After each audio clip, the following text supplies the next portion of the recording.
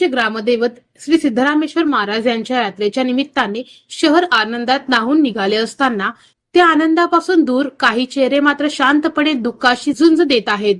या मुखवेदनांना शब्द देण्यासाठी आणि त्यांना आनंदाचा स्पर्श देण्यासाठी आस्था रोटी बँकेच्या वतीने एक अत्यंत भावस्पर्शी, हळवा व माणुसकीचा संदेश देणारा उपक्रम राबविण्यात आला. पाळण्याचा झोका लागताच त्यांच्या डोळ्यात दाटून आलेले अश्रू वेदनेचे नव्हे तर आयुष्याच्या जुना गोड आठवणींना उजाळा देणारे होते. अनाथ मुलांच्या आयुष्यात आनंदाचे क्षण विरळ असतात, मात्र असे उपक्रम त्यांच्या मनात आयुष्यभर टिकणारी आशा निर्माण करतात. आस्था फाउंडेशनचे सर्वेसर्वा श्री विजय छंचोरे यांच्या मार्गदर्शनाखाली हा उपक्रम यशस्वीपणे पार पडला.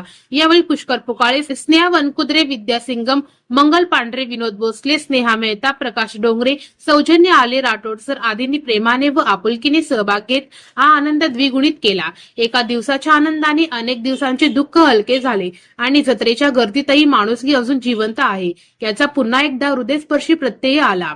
सर्वात लास्टला ज्यावेळी मुलं मुली आपापल्या अनाथ आश्रमाकडे जात असताना त्यांच्या डोळ्यात आनंद अश्रू आम्हाला दिसले व त्यांनी आस्था फाउंडेशन संचलित आस्था रोटी बँकेचे खूप आभार मानले. आस्था रोटी बँकेने आम्हाला इथे आणलेले आहे.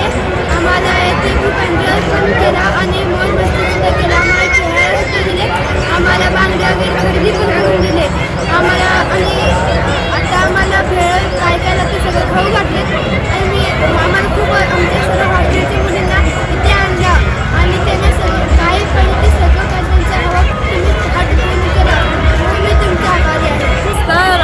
बँकेचा आम्ही ह्याच्यापासून आहे ना, आणि आम्हाला खूप मदत केली म्हणून यांचे आम्ही आभारी आहे. आयुष्यात आम्ही गड्डा बघितला नव्हता, त्यांनी आम्हाला गड्डा फिरवले म्हणून त्यांचे आभारी आहे.